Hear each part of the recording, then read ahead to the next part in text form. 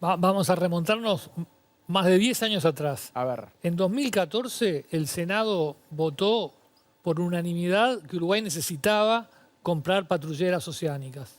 Todos los partidos en aquel Senado estaban desde Luis Alberto Lacalle Herrera Sí, sí. a Luciano Polaski. El presidente era Mujica ahí. Exacto, todos que Uruguay necesitaba. En 2016, Cardama invita a una delegación de Uruguay a venderle una de esas patrulleras. Tenía un barco que había construido en 2011 y no había podido vender y le dice a Uruguay, esto es lo que ustedes están buscando, va una delegación de Uruguay a Cardama, el mismo astillero que está hoy en el tapete en Vigo, Sí. y dicen, no, este barco no es apto para lo que estamos buscando, no lo queremos. La delegación de la Armada que vio el astillero sacó la conclusión de que era un astillero apto para ser pesquero, más bien, no Ahí va. para una patrullera oceánica. La OPB no era su especialidad, no era su métier. Por lo menos, y tampoco el barco que les mostró, que ese que estaba desde 2011 ahí, no servía. Hacemos un salto grande y llegamos, ahora sí, a lo que es la primera, llamado que hay desde aquel 2014. Es el presidente Luis Lacalle Pou el que convoca, hace un llamado y anuncia que va a haber una licitación para comprar patrulleras oceánicas. Se abren dos llamados para barcos usados y para barcos nuevos, ambos con un pliego muy detallado, con un pliego con muchas condiciones, para que cada uno que se presente cumpla con todo lo que tiene que hacer. Y también se crean 3 comisiones para darle seguimiento, una comisión técnica, una comisión asesora y una comisión política que siga todo el proceso. Se presentan empresas en 2022 de 3 países, de China, de Francia y de Holanda. Y cuando la comisión técnica las analiza, resulta que la mejor, la que se acerca, la que cumple las especificidades que se habían hecho, es la de China. Eso provoca que, por un lado, hubo una protesta de la empresa holandesa que se había presentado, que dijo que estaba mal, en fin, pero también hubo protestas de Estados Unidos. Y ahí ya teníamos un problema geopolítico que se metía en la compra de estas patrullas. Exactamente. Estados Unidos le hizo saber al senador Camí que no estaba de acuerdo con que Uruguay, o no le parecía bien, o no le caía simpático, que Uruguay comprara patrulleras oceánicas a China. Hay muchos meses de silencio, de que no se sabe qué va a pasar, y en enero de 2023 el gobierno anuncia que declara desierto el llamado anterior. Barcos usados no se había presentado nadie y nuevos había ganado China, pero dice no. Había una marcha atrás ahí. Una marcha atrás. Porque antes ahí estaba la intención de comprársela a los chinos. Exacto, pero la explicación que se da es que era muy caro, o sea que el precio de los chinos excedía en mucho, era 199 millones de dólares los 2 barcos, y ahí el ministro Javier García dice que Uruguay está dispuesto a gastar 100 millones de dólares, más o menos. Bueno, de hecho los chinos después dijeron, bueno, pero negociemos entonces si son caras para pero, ustedes, ¿no? o sea, se anuló el llamado, ¿no? Sí. Vamos entonces ahora a marzo de en marzo de 2023 China protesta, dice que, bueno, no queda, obviamente protesta Claro. porque... Transmite el descontento y ahí manifiesta también, bueno, pará, si para ustedes son caras, negociemos. Que capaz Exacto. Pero no ocurrió. No ocurrió. En abril de 2023 se abre un nuevo capítulo. Se dice que se va a apostar a comprar unos barcos usados que va a descartar la Armada de Noruega. Incluso va una delegación de la Armada a Noruega a verlos. Parece que esa va a ser la solución. Son baratos, son buenos, en fin. Pero finalmente tienen una profundidad, una quilla que excede la profundidad de los muelles de la Armada en el puerto de Montevideo. Entonces no se los puede comprar. Así que ahí se descarta los noruegos. Y acá empieza la parte más polémica. En mayo de 2023, o sea, en abril de 2023, con lo de los noruegos, se hace el segundo llamado, el que ahora estamos teniendo sus consecuencias. Pero es un llamado muy distinto al primero. No hay un pliego.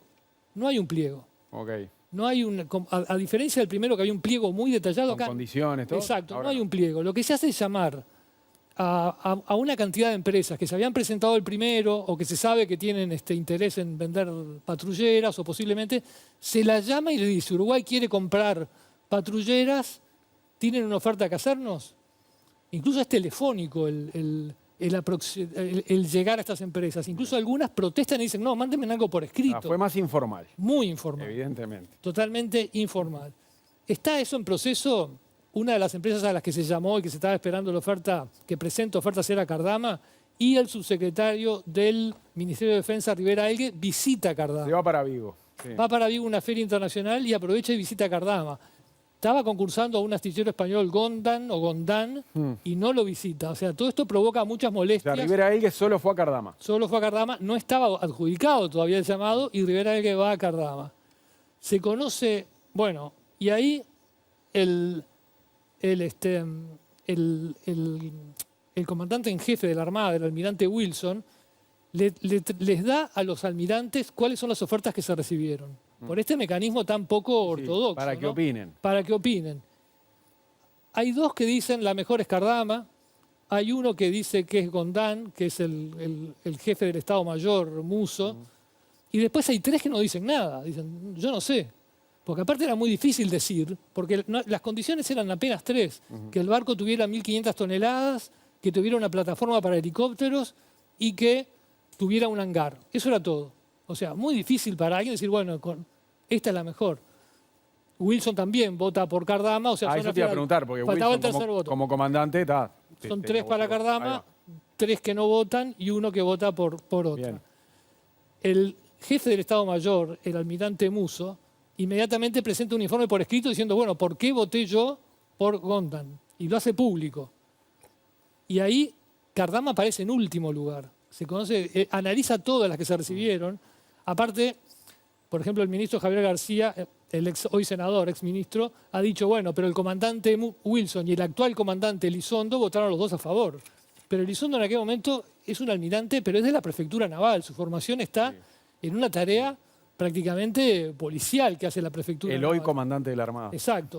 Pero el jefe del Estado Mayor es el que tiene la visión global de lo que tiene que hacer la Armada. Bueno, ese no quiso, no le parecía que Cardama concretamente era la peor. En julio de 2023 se adjudica a Cardama por 92 millones de dólares, 82 millones de euros, como decía Javier García en el tape que veíamos. La más económica, decía García. La más también. económica. Las demás andaban, la diferencia era grande. Cada uno de estos barcos de patrulleras de Cardama vale 46 millones de dólares. Las demás, la más barata que seguía, subía a 58 y las demás llegaban a 70. O sea, la diferencia era muy grande. Lo que para muchos, algunos decían, bueno, qué bueno, es muy barata. Pero otros decían, ¿cómo puede ser tan barata? ¿Cómo puede haber tanta diferencia de precios? En diciembre del 23 se firma el contrato y se le da a Cardama 45 días de plazo para dar garantías, para conseguir una garantía. Ahí viene otro de los líos, porque esos 45 días de plazo se transforman casi en un año, en 10 meses. 10 meses les demora a Cardama conseguir una garantía. Hay gestiones con muchos bancos, no lo consiguen. Hay una gestión en Habitat, también parecía que iba a salir, pero no sale. La producción de desayunos informales, del séptimo día, perdón. La producción del séptimo día consiguió... Pasa que muchos están en los dos. Hay muchos que están en los dos productores, y en este caso se aplica. Consiguió un documento, un mensaje que Mario Cardama le mandó a Fabián Martínez, el ex secretario general del Ministerio de Defensa, director de Secretaría, diciendo que lo de Habitat no salió por presiones políticas. Mirá. Eso es un elemento que tiro sobre la mesa porque es una noticia que consiguió la producción de séptimo día. Finalmente, bueno, se firma el contrato en diciembre del 23, tienen 45 días, llega hasta octubre del 24 cuando por fin presentan la garantía que es de esta empresa británica Eurocommerce y la garantía dura solo un año, la garantía de fiel cumplimiento. En septiembre del 25 ahora vence el plazo de un año que tenía el plazo para comunicar la renovación de la garantía y el Poder Ejecutivo resuelve ejecutarla porque no se había presentado su renovación. Y en octubre el embajador uruguayo en Londres va a la dirección de Eurocommerce, ve que es una inmobiliaria, que no hay tal banco y el gobierno decide entonces rescindir el contrato por un posible fraude. Bien.